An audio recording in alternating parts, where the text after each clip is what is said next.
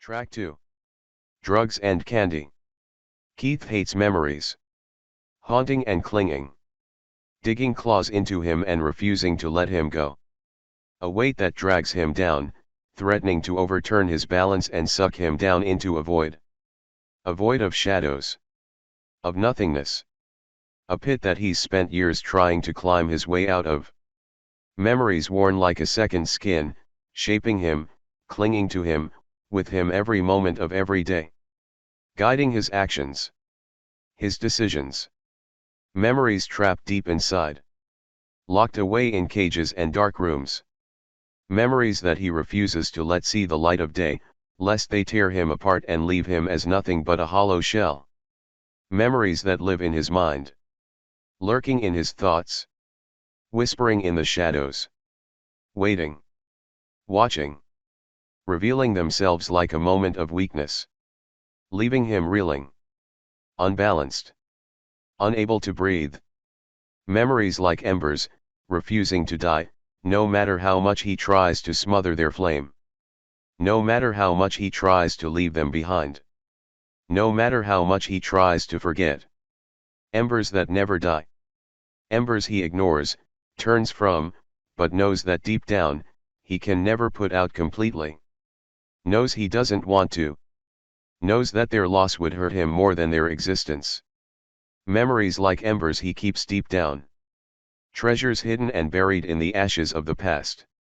Ones he digs up in the shielding dark of night, when he's lost in time and thoughts. Ones he pulls from the ash and holds in his hands, imagining a world of what-ifs until the burn becomes unbearable. Memories live in the past, holding ghosts that refuse to leave him. Keith has many ghosts that haunt him. Some he runs from. Some he's desperately looking to find. And some find him. Over and over again. Catching up to him and reaching for him until he has no choice but to face them. He's here again. Regris's voice is low, rumbling beneath the pound of the bass. Keith leans forward, forearms resting against the surface of the bar. Wood polished and sticky. Reflecting the flashing neon lights that pulse through the club. His fingers idly run through the condensation gathering on his glass, cold and grounding in the heat of the club. One foot propped up on the footrail beneath the bar.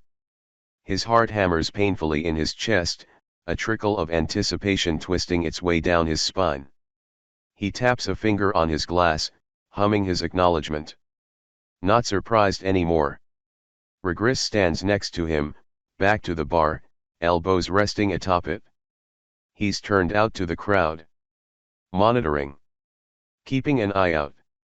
The Renegade is theirs now, but the claiming of territory is a tricky and slow business. They're careful and methodical, meticulously carving out an area for themselves. Until they're established and respected, they need to stay on guard. Even then, it never hurts to be careful. Those two are with him. The big one and the small one. Keith lifts his glass, hovering the cold lip of it near his mouth without quite drinking. Hunk and Pidge. Regris mumbles something unintelligible that Keith doesn't catch. Doesn't care to. They're companions, but not friends. Allies. They work together. Travel together. They respect each other. They watch out for each other. But they're not friends. He's learned that the hard way. In the early years, he tried to get attached. He learned he shouldn't. It's just business. They'll watch each other's backs. They'll help each other. They'll work together. They'll save each other's lives. But when the going gets tough, the tough get going. Nothing is more important than the mission. Not Keith. Not Regris. Not any soul member. Take down the Galra or die trying. The blade needs to continue, even if one person cannot. Failure is not an option, even if death is. Too bad Keith has his own mission. He believes in the blade. He does. He'll fight with them because their goals align. But bottom line is they're a means to an end. Back then, they were what he needed. Offered him what he needed. Resources. Information. Backup. A chance. A place in this cruel world. But the fact of the matter is that nothing is more important than the mission, and Keith's mission differs from the Blades. His mission is Shiro. Want me to stick around? Regris asks, but he sounds like he already knows the answer. It's always the same. Keith takes a drink. Feels the burn of it on his tongue, bitter and sharp. Enjoys the burn down his throat, raw and tearing.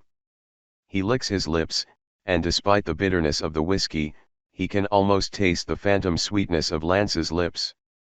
No, I can handle him. Be careful who you associate with, Keith. Caliban wants an alliance with the Paladins. He sets his glass down heavily, finger toying with the lip of it.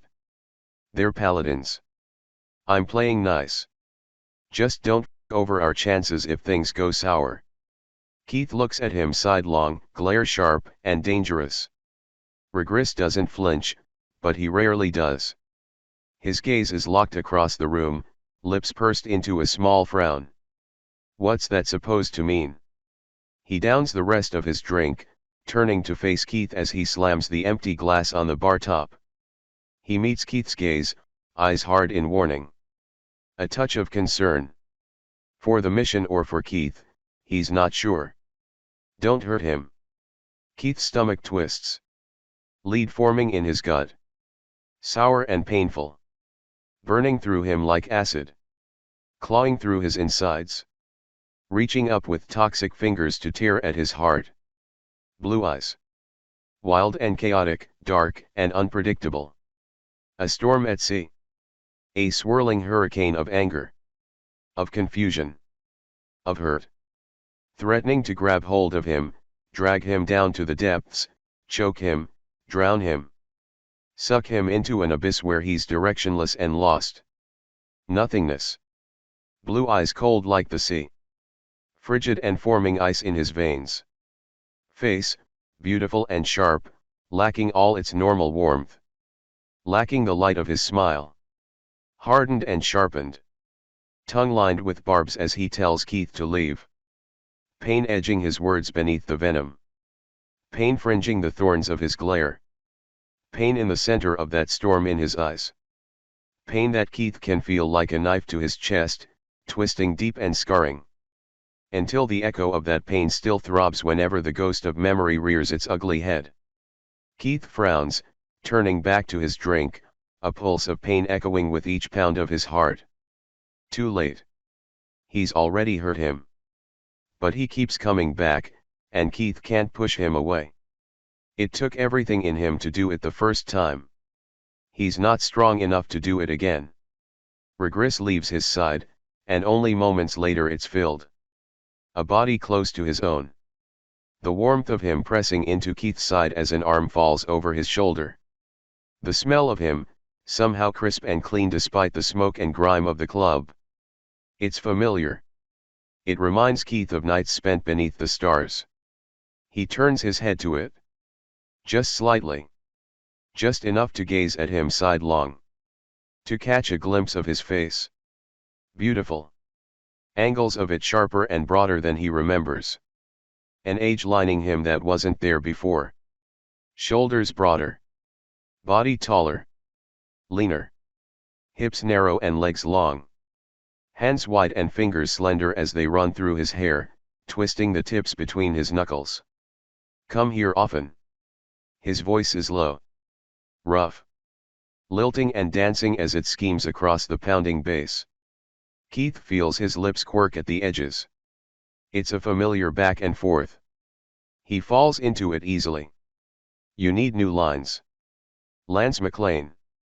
An ember that refuses to die. One that Keith stubbornly refuses to let go. Lance McLean. He shouldn't be here.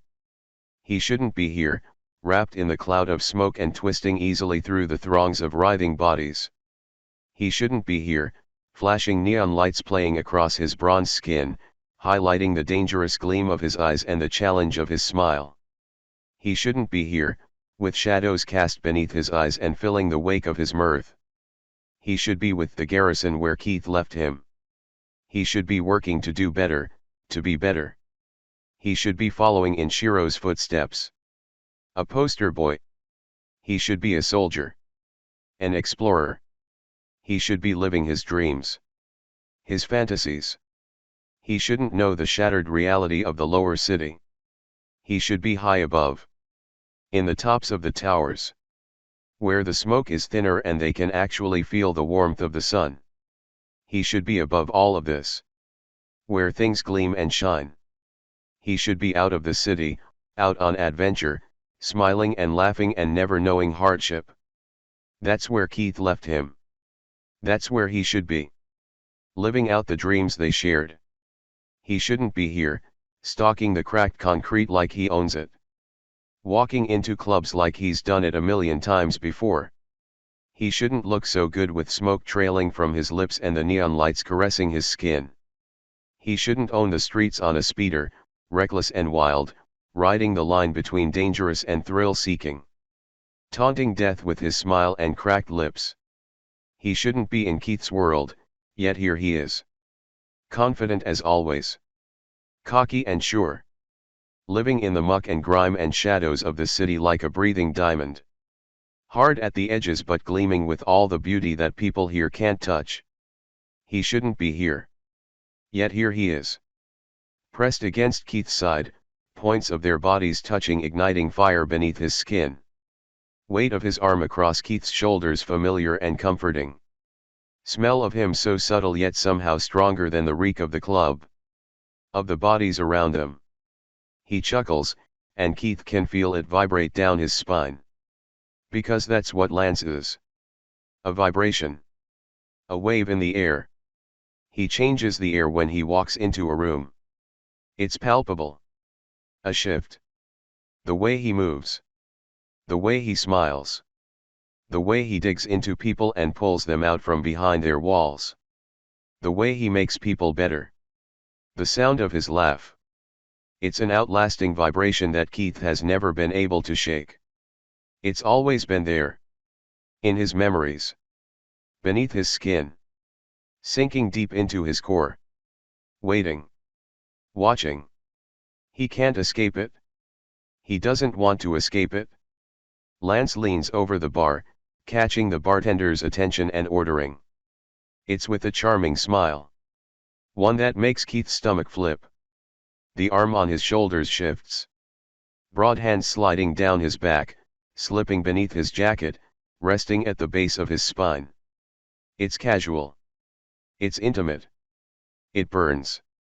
You never complained about my lines before. He turns to Keith. Standing far too close. Drink cradled between his fingers, dangling above the bar. Keith turns to him. Faces that smirk. Feeling his own tug at his lips. Klance's hand shifts to his waist. His hip. He doesn't pull away. He leans closer. I've always hated your lines. They're terrible. Klance huffs a short laugh. Keith can feel it against his skin. Like yours or any better. Eyes lidded. Smirk quirked wider. Keith breathes him in. Lets him fill his lungs. Feels the high from it. The way his blood buzzes in his veins and his heart hammers in his chest. Feels the way his skin tingles. Oversensitive. Far too aware of everywhere they touch and everywhere they haven't quite. I never needed any lines. Klance hums, head tilting just so. Eyes dark and lidded. I suppose that's true. Keith's blood pulses with the bass. The music drags across his skin. Adrenaline singing in his ears. The club is full. Bodies writhing beneath the layer of smoke. Still images caught in freeze frame as the strobe lights flash. The smell of cigarettes and the sour stench of weed. Alcohol, bitter on their mingling breaths. Bodies. People. Searching for an escape. Chasing a high. Finding a pocket to remove themselves from a crumbling reality. If only for a night. And every night after that. What are you doing here, Klance? Here, with the worthless and the broken. Here, at the bottom of the city, where he should be shining at the top.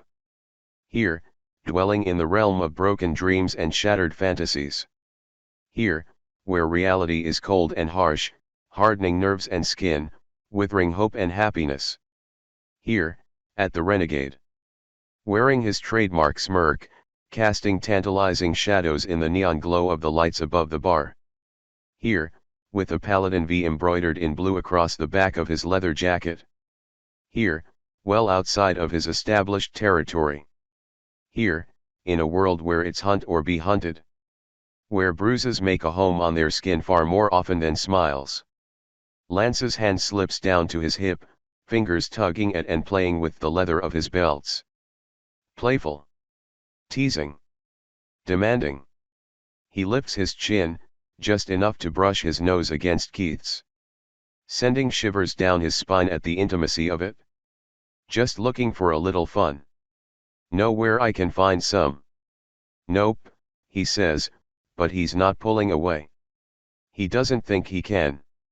He knows Lance doesn't miss the way his eyes flicker down to his lips. Not with the way those lips curl into a devilish smirk. Wanna dance? Keith knows this game.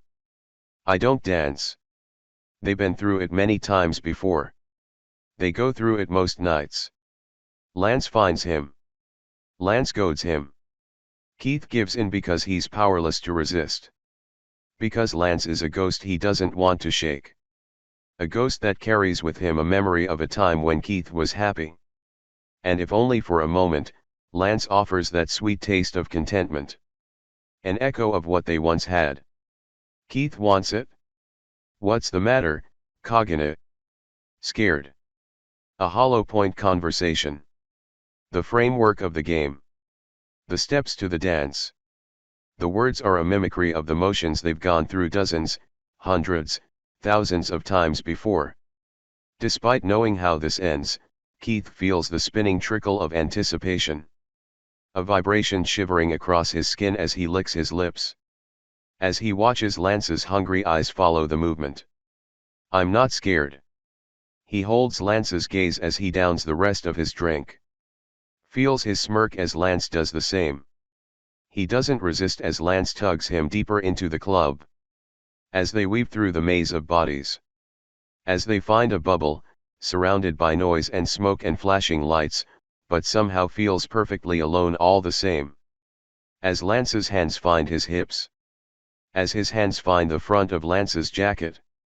As he seeks out the sweetness of Lance's lips and the bitter bite of whiskey on his tongue. A weakness. He surrenders to it.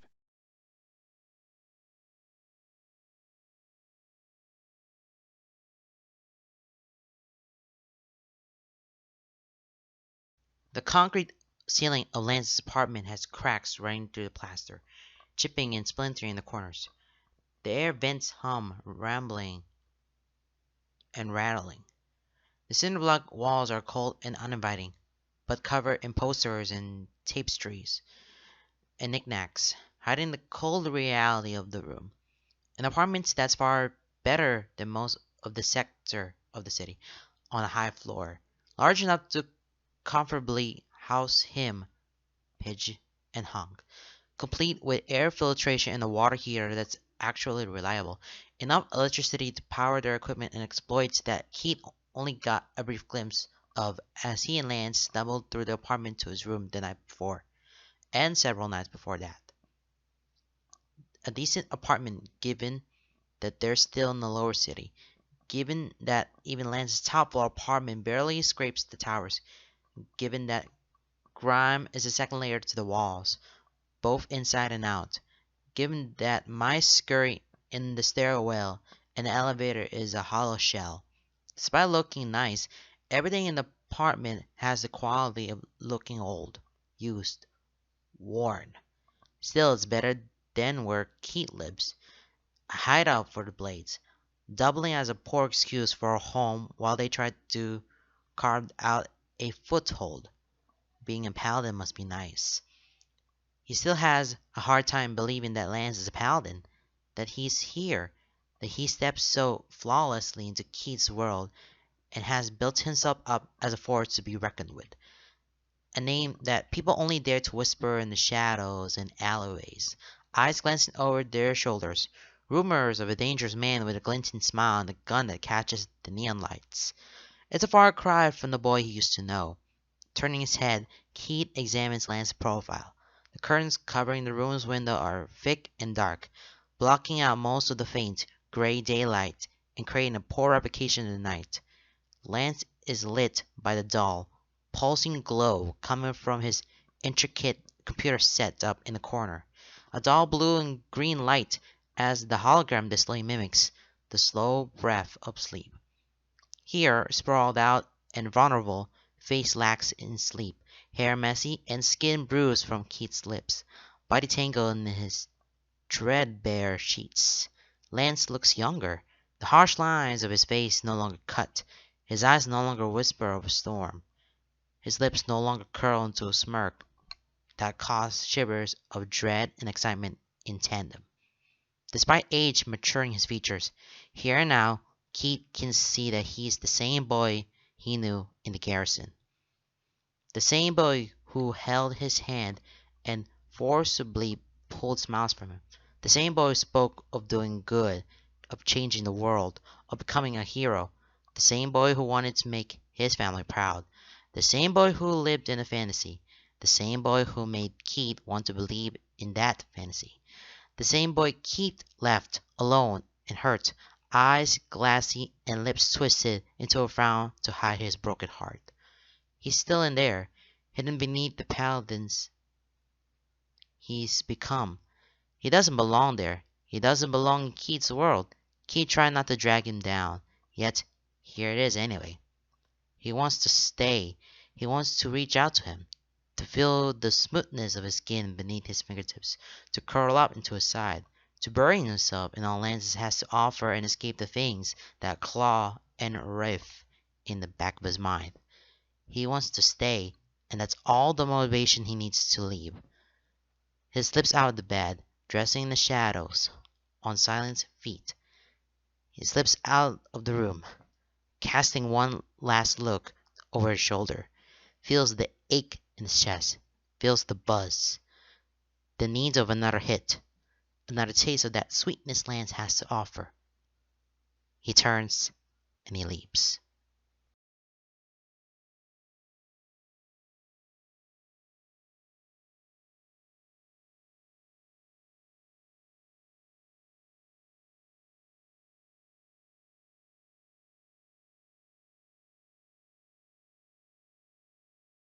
Adrenaline in his veins.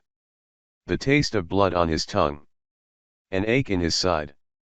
The sting of a cut on his arm. The throb of pain in his ribs. His body burns. His blood burns. He is fire, and he can't be controlled.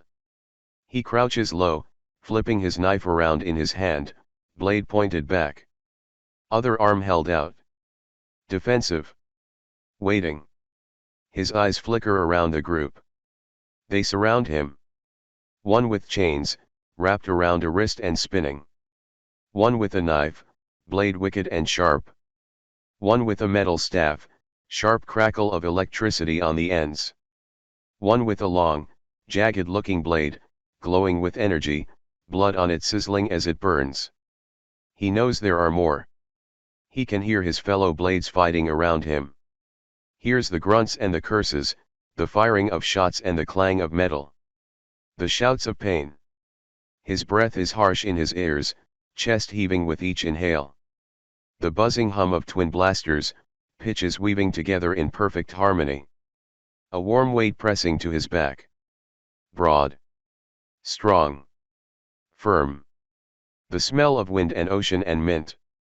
This isn't your fight, he says, voice low and ragged, harsh as his eyes snap from one gallery to another. They keep their distance, but circle them slowly. Sharks in chum-filled waters. It is now, Lance says, low voice lilting at the edges, despite the harsh drag of his breath as he pants. This isn't even your territory. The blades had been steadily carving out a place for themselves. Building a reputation. Taking over the streets. The deals. The clubs.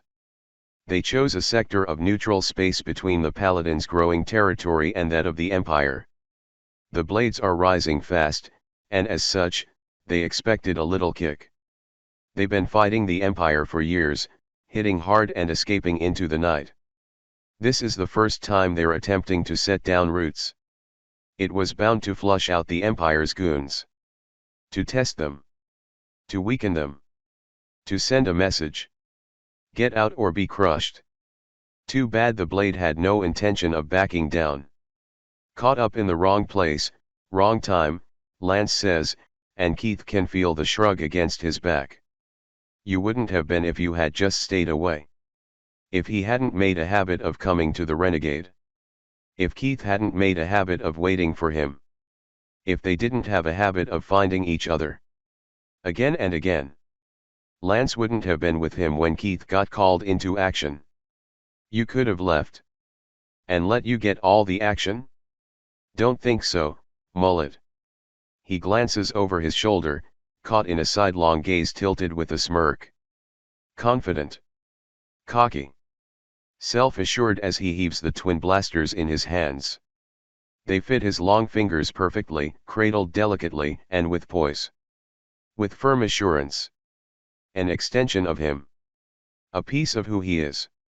His lip is split, but still he smiles. A cut on his temple, running blood hot down the side of his sharp face. Keith feels something run through him. Hot and heady. A memory, whispered and faint. A younger Lance. A younger him. Back to back. Lips bloody and eyes bruised. Grins vicious and victorious. In those days, their fights were superficial. Fights for the sake of fighting. No real danger. No real stakes. Nothing to lose. They chased the adrenaline together. Broke their bones and bruised their knuckles. Laughed as the thrill wore off and helped each other stumble back to their dorms. Now the stakes are high. Their lives on the line. Danger, real and sharp. Yet the thrill is still there. Still the same. The glint in Lance's eyes. Challenging. Daring. Breathtaking. Keith feels his lip curl upward. His thumb presses against the scanner on the hilt of his dagger. Feels the flash of warmth as the gem reads his print. He feels the shock of energy run through him as it hums, rattling up his arm, crackling around his hand. Familiar. Comforting. The energy blade extends from the hilt, creating a long, curved blade. Glowing purple. Translucent. Transforming his dagger to a sword. Try to keep up, he says. A challenge. A dare. His blood feels hot as Lance's eyes darken. Twinkling with excitement as his lips coil into a dangerous smile. I've got your back, samurai. Try not to miss, sharpshooter. I never do.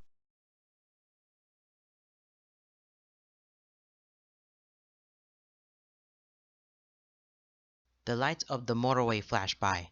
Advertisements and billboards, holograms long forgotten, run down and crumbling. They blur past, creating a framework tunnel that they battle through.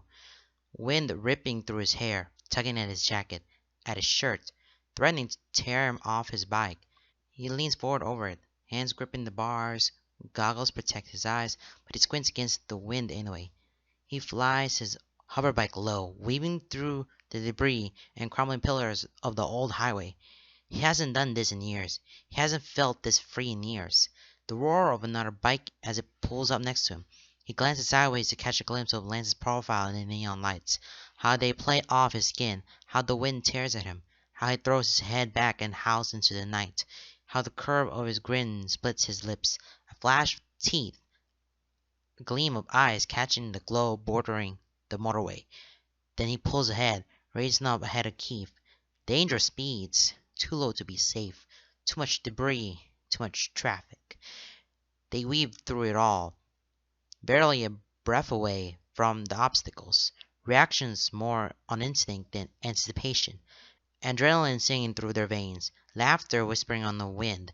Dancing across their skin. Keith lets Lance pull ahead. Takes a moment to admire him. Admire the way he holds himself over his seat, leaning forward, a bullet through the wind, daring it to challenge him. He cuts through the night, wild, free, dangerous. He's beautiful. He makes Keith's chest ache. He carries with him memories that cling to him like a second skin. The taste of what they once had, of what Keith once had. A happiness that he hasn't felt in a long, long time. A hope, a spark, something he hadn't realized he lost until it was long gone. Something he never thought he'd ever feel again. Something he thought would only exist in the ghost of his memories. Until Lance McLean walked back into his life. Until he got a taste of him again. A taste of what Keith wants. All he's ever wanted. He chases it. Chases Lance. Unable to stay away. Unable to turn away. He's addicted. He feels it. A high in his veins. He doesn't let Lance get away.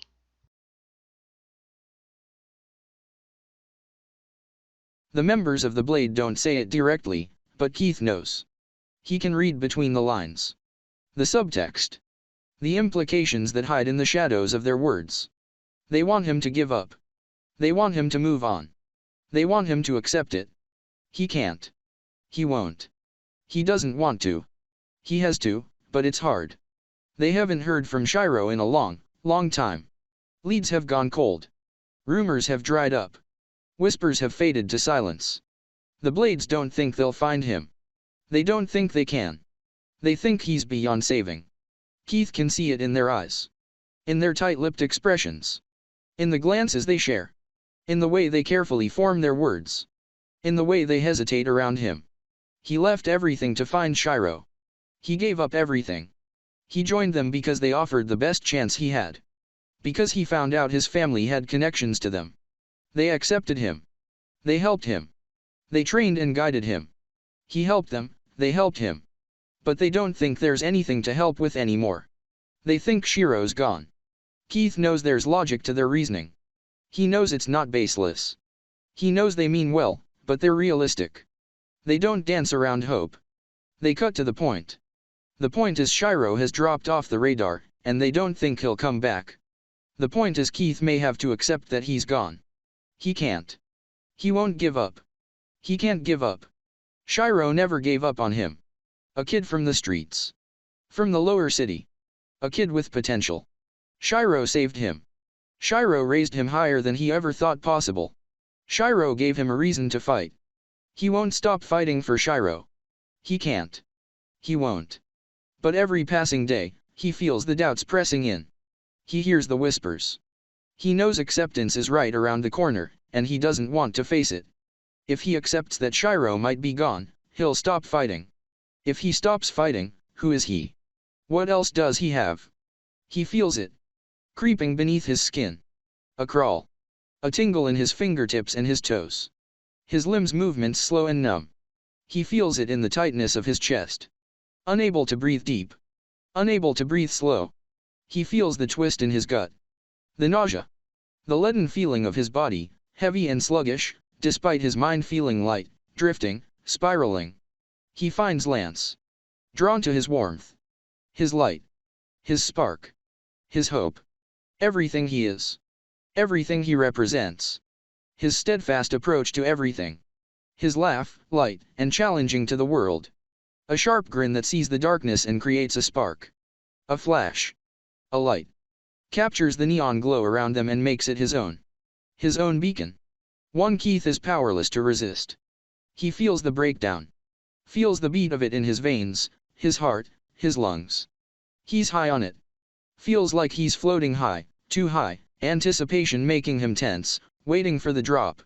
Waiting for gravity to grip him and rip him down. That's where he finds Lance. Escapes into him. Loses himself in that light. In his smile. In the touch of his large, firm hands. The taste of him on Keith's tongue, sickeningly sweet, bitter on the back edge. He can feel it in Lance, too. The frantic desperation. The hunger in his touch. The shadows that hide behind the glow he radiates. He's escaping, too. He's running, too. He's hiding in Keith. They're clinging to each other as the whipping winds of a storm tear at them, claw at them, threaten to drag them away. They grip. They cling. They anchor each other with bruising fingers and hungry lips. The clash of teeth.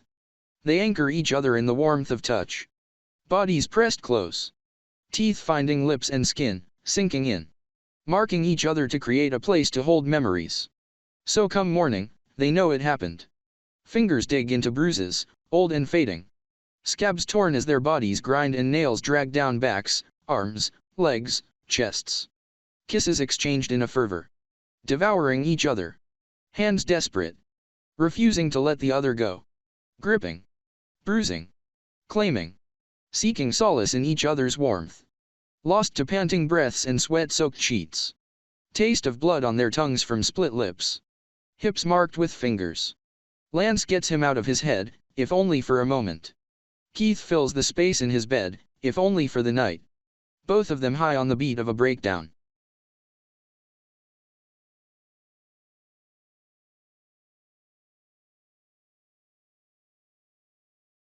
Keith finds him at Voltron, a club deep within the Paladin's territory. The neon sign above the club depicts large robot lions, different colors, flashing, bright, casting different hues off his black hoverbike as he parks it out front. He shoves his hands deep in the pockets of his jacket, purple and black, blade symbol on the back, hair tied back into a messy ponytail, pants ripped, belts and pieces of armor securely in place, boots high, hiding knives and a few nondescript explosives. His usual wear, always ready for a fight, to defend himself, to come to the order of the blades. That's not why he's here though. The club is like any other. Smoke like haze over the crowd, a high ceiling, a main floor with balconies rising up, several floors of them, overlooking the center, music pounding, a feeling in his core that he's familiar with, a pulse alongside his heartbeat, a vibration beneath the soles of his boots, lights, flashing, colors, muted voices, wordless and barely audible over the beat, bodies moving, riffing, swaying, faceless, the smell of smoke, alcohol, and sweat. Familiar. He weaves through it all effortlessly, sliding in the minute gaps between bodies, slipping away before they close. He tilts his head up, up, up. The top balcony. The fifth one. Less crowded than the others. Keith's never been here, but he knows that's where the Paladins will be. He finds the stairs, wide and spiraling, up and up. Doors leading out to each floor. He ignores them, moving up, up. Hearts hammering. The music gets fainter, but still vibrates through the foundation of the building. At the top there's a metal double door. A couple of bouncers, dressed in dark colors that look like stains against the walls, devoid of the colors that flash and distract from the grime of the lower city, armed to the teeth, strapped down with obvious threat, built large, standing firm. He glares them down. He knows he can take them, but that probably won't go over well. He's not here to fight. He's here for Lance. Move, he says, words bitten at the edges and dripping with firm authority. It doesn't work. Name? I'm here to see Lance. Not unless you're on the list. You're not. Name? Keith Gritzy. Keith Kogani. The bouncer exchange looks, and then, surprisingly, they step aside. One presses his hand to the scanner. It flashes once, twice, thrice, and the door clicks, sliding open. Keith tries not to let his surprise show, but he feels it in his chest, aching, pounding, bruising his ribs. Lance put him on the VIP list for Voltron. Lance knew he would come. Or he had hoped. Finding him is easy. His voice carries. Or maybe he's just attuned to it. He hears it above the others. A laugh that digs claws deep into him, dragging him forward. Powerless to resist, he lounges on the couch, arms spread over the back of it, feet stretched and crossed at the ankles, resting on the table in front of him. This floor is nearly empty compared to the others. Few People wander around, clustered in small groups, speaking just loud enough to hear each other. They all stare at him as he passes, but he ignores them. His eyes fixate on Lance. Hunk and Pidge sit on the couch opposite from him. Keith steers his course, coming around the back of the couch. Pidge and Hunk sees him first, eyeing him with various degrees of amusement and curiosity. Neither of them look surprised. Hunk tries to hide his grin. Pidge doesn't bother. There's a joint roll between Lance's fingers, smoke lazily trailing up, adding to the general haze of the club. He moves it to his lips as Keith reaches the back of the couch, breathes in deep. Keith's fingers run through his hair, carding through soft and gentle before digging in, tugging his hair tight. His other hand comes down his shoulder as he leans over the couch. He tugs Lance's head back, bending over to put his face above Lance's. He looks surprised, eyes wide and startled. It only takes him a moment to recognize Keith, for those eyes to go lidded and dark.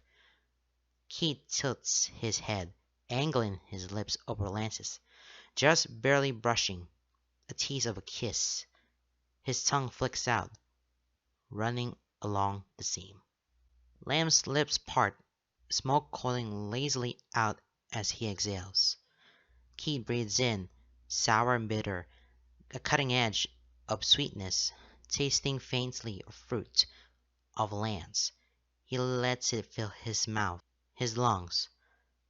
His hand slips down into the open V-neck of his shirt, sliding slowly over his defined broad chest, fingers spread wide, tips brushing along the ridges of scars that are faded and old, but new to Keith. He feels when Lance's breath hitches, beneath his palm and against his lips. He drops the short distance, kissing him full and rough, exhaling through his nose, lips moving slowly together, tongue teasing as he pulls away. He doesn't go far, just enough to gaze down at him, fingers still in his hair, hand still in his shirt. Lance looks dazed, high on far more than smoke, his tongue lazily trailing along his lips, as if savoring the lingering taste of Keith. It's getting harder to resist him, to feign indifference, to pretend like he isn't completely and undeniably addicted to him, to Lance McLean, to pretend he has any sort of say in this anymore. He's tired of this. He's tired of dancing around this. He's tired of acting like he doesn't want this. "You weren't at Renegade tonight," he says, voice low and hoarse, keeping their conversation private, knowing the pulse of music will keep his words from reaching the others. "I'm not here every night." Lance reaches up with his free hand, fingers and knuckles trailing along Keith's skin, his neck, his jaw, his cheek. He leans into it. Lance's eyes sparkle with a smile that teases his lips. "You found me anyway." He feels the edges of his lips tilt, just barely, just enough to see it mirrored with Lance. He pulls away, only to drop himself over the back of the couch. He settles down next to him, legs splayed out over his lap, enjoying the feeling of Lance's hand, warm and heavy on his thigh, thumb gently rubbing circles. They share the joint.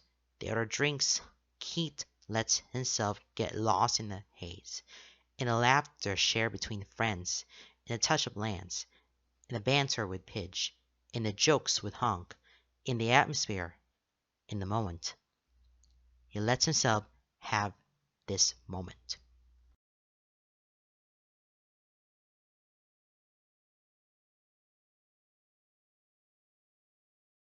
The cracks in Lance's ceiling are becoming familiar. Keith has them memorized, tracing them with his eyes as he works up the will to leave. It gets harder every time. He turns his head, gaze falling on Lance's face, lax with sleep. The curtains are open. Gray daylight spills through the thick glass, chasing away shadows and shining light on the things the night hides. He looks young. Far too young for the amount of scars Keith knows are on his body. He looks exhausted, heavy bags beneath his eyes and weariness etched into lines across his features. Here, in the light of day that filters through the clouds and smoke and haze above the city, Lance looks vulnerable and fragile. His bruises look sickly against his dark skin. Where he looks sharp and dangerous in the shadows of the night, prowling the streets with the neon glow reflecting off his skin like the gleam of a predator. In the daylight, he looks like the boy Keith once knew. A boy who'd had his dreams shattered and broken, now struggling to carve out a place for himself in the disappointingly bleak reality of their world. A reality they disguise with smoke and lights. Colors to hide the grayscape. Haze to hide the grime and dirt and bruises. Keith doesn't want to leave. He knows he should. He sits on the edge of the bed, working up the will to move. To stand. To leave. He starts to push to his feet when fingers wrap around his wrists, a gentle tug that gets him to sit once more. He turns to find Lance's eyes open. Watching him. His lips are pursed into the smallest of frowns. Worry in his eyes. A plea in his touch. Vulnerable. Fragile. He tugs once more. A silent, gentle question. Keith is powerless to resist it. He moves into it. Into him. Crawling back into the bed and burying himself beneath blankets that smell of smoke and sweat and Lance. He curls into his side, an arm draping over his waist as Lance's arms wrap around him. As fingers run through his hair. He feels Lance's sigh. He heaves one of his own. It sounds like relief and feels like acceptance. He can't say no to what he finds in Lance. A new drug, no, an old one. He's addicted to him. To the high he makes Keith feel. In the escape he offers. In the way he numbs Keith's pain, eases his mind, and keeps the shadows at bay. But he's not just a drug. Keith knows when they get up, Lance will insist on making him breakfast. He knows Lance will make him coffee, and it'll be shitty and taste gritty and bitter. As most coffee does in the lower city. He knows Lance will sit next to him, a little too close, knee brushing his thigh. Lance is candy. Sweet and addicting. Something he doesn't need to survive, but something that makes him happy nonetheless. Something he can live without, but he's not sure he wants to. A taste of something to treat himself to. To let himself enjoy. Lance is like a drug. Lance is like candy. And Keith doesn't want to give it up.